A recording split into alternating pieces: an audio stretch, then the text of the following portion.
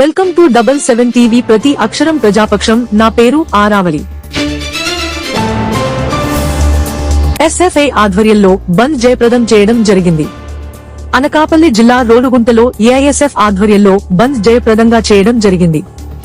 ఈ సందర్భంగా ఎస్ఎఫ్ఐ రోలుగుంట మండలం సెక్రటరీ కిరణ్, మాకవరపాలెం మండలం సెక్రటరీ అర్జున, మాకవరపాలెం మండలం ప్రెసిడెంట్ జ్ఞానేష్ మాట్లాడుతూ నీట్ పరీక్షలు నీట్ గా స్కామ్ చేసేశారని అన్నారు. అసమర్థత ఎన్టీఏ రద్దు చేయాలని, అదే విధంగా ఈ నేషనల్ టెస్ట్ ఏజెన్సీ వల్ల నీట్ పరీక్ష కాకుండా ఇతర పరీక్షలు కూడా లీకేజీకి ఎన్టీఏ ఉపయోగపడుతుందన్నారు. అలానే ఇవి కాకుండా 16 పరీక్షలకి ఎన్టీఏ లీకేజీలకు బాగా ఉపయోగం పడుతుందని అన్నారు. అదే విధంగా ఇటీవల నెట్ పరీక్షలు రాసి నష్టపోయిన విద్యార్థులకు కేంద్రంలో నష్టపరిహారం ఇవ్వాలి అన్నారు. ఐఐటి ముంబై నుండి హైదరాబాద్ సెంట్రల్ యూనివర్సిటీ వరకు విద్యార్థి సంఘాల నేతలపై అక్రమ కేసులు, నిర్బంధాలు, యూనివర్సిటీలో స్వేచ్ఛ, వ్యక్తీకరణ, ప్రజాస్వామ్య అణీచివేత చర్యలు ఆపాలని అన్నారు. అదే విధంగా రాష్ట్రాల్లో పాఠశాల మూసివేతని ఆపాలని అన్నారు.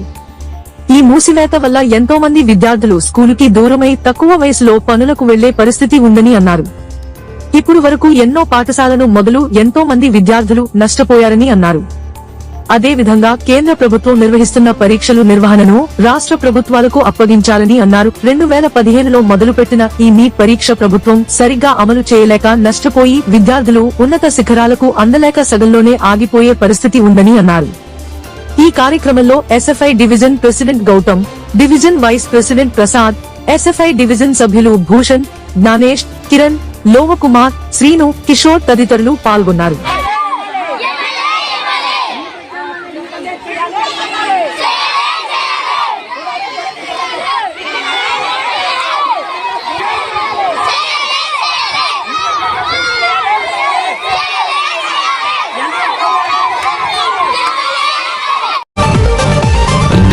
టీవీ మీకు నచ్చినట్లయితే లైక్ చేయండి, షేర్ చేయండి, సబ్స్క్రైబ్ చేయండి, పక్కనే ఉన్న బెల్ ఐకాన్ క్లిక్ చేయండి.